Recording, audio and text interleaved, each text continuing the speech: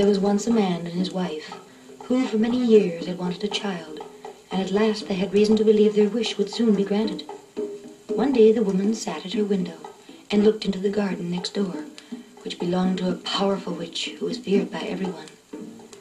In the garden was growing a certain kind of lettuce, which looked so fresh and green that the wife decided she simply must have some of it to eat, or she would just die. Now the husband, who loved her very much, decided he would try to get some for her, because he didn't want her to be disappointed. So in the twilight, he quietly climbed over the witch's wall and crept into her garden. Suddenly, there was a flash of light, and there in front of him stood the witch. "How dare you come into my garden?" she said with fire in her eyes. "Oh, be merciful, Madam Witch," he answered. "I am here because my wife saw your beautiful lettuce from her window, and her desire to have some is so strong that without it she will die." The witch's anger calmed down, and she said, "If that is true, I will allow you to take as much as you like, but on one condition. You must give me the child your wife is about to bring into the world. I will care for it like a mother, and all will be well." In his fear, the man consented to everything, and when the baby was born, the witch appeared, gave it the name of Rapunzel, and took it away with her.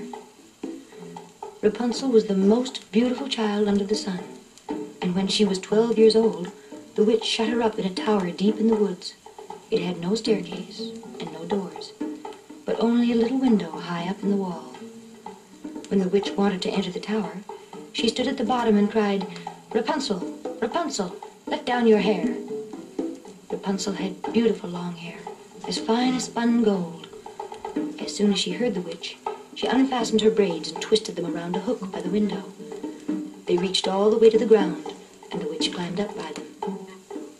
A couple of years later, it happened the king's son rode through the forest and came close to the tower. From there he heard a song so lovely that he stopped to listen. It was Rapunzel, who in her loneliness was singing to pass the time away. The king's son tried to find an entrance, but there was none to find. He rode home, but the song had touched his heart so deeply that he rode into the forest every day to listen. One day he hid behind a tree and saw the witch come to the tower and call, "Rapunzel, Rapunzel, let down your hair." Then Rapunzel lowered her golden braids, and the witch climbed up. "If that is the way to the tower, I will try my luck," he thought. And the next day, when it began to grow dark, he went to the tower and called, "Rapunzel, Rapunzel, let down your hair."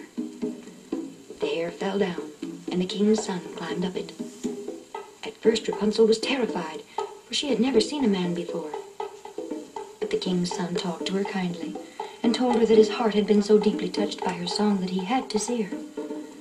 And when he asked if she would become his wife, she saw that he was young and handsome, and she knew he would love her. So she said, "Yes, I will gladly marry you. But how can I get down from this tower? Perhaps when you come, you can bring some strong silk. I will twist it into a rope, and when it is long enough, I will come down by it, and you can take me away with you on your horse." So every evening he came to see her and brought some silk. The witch discovered nothing, until one evening Rapunzel suddenly said to her, "Tell me, why is it that you are so much heavier to bring up than the young prince?" The witch flew into a terrible rage. She seized Rapunzel's beautiful hair, twisted it twice around her left hand, snatched up a pair of scissors, and cut off the braids, which fell to the ground. She was still so furious that she took poor Rapunzel away to the deepest, darkest part of the forest, where she forced her to live a life of misery. The same day on which she took Rapunzel away, the witch returned to the tower and fastened the cut-off braids to the hook by the window. And when the prince came and called, "Rapunzel, Rapunzel, let down your hair," she lowered the braids. The prince climbed up, but there he found not his beloved Rapunzel, but the witch, who looked at him with angry and wicked eyes. "Ah," she cried mockingly, "you have come to fetch your lady love, but the pretty bird is no longer in her nest. She will sing no more, for a great cat has her, and it will scratch your eyes out too. You will never see Rapunzel again."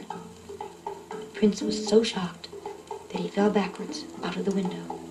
He was not killed, but his eyes were scratched out by the thorns that grew where he fell. He wandered about blind in the woods and had nothing but roots and berries to eat. He wept and cried over the loss of his beautiful Rapunzel. In this manner he wandered for several years, and finally stumbled into the darkest part of the forest, where Rapunzel was barely staying alive.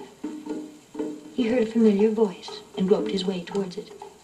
Rapunzel recognized him at once and fell weeping upon him. Two of her tears fell upon his eyes, and immediately his eyes grew clear, and he could see again. He took her to his kingdom, where they were received with great joy, and they lived long and happily together.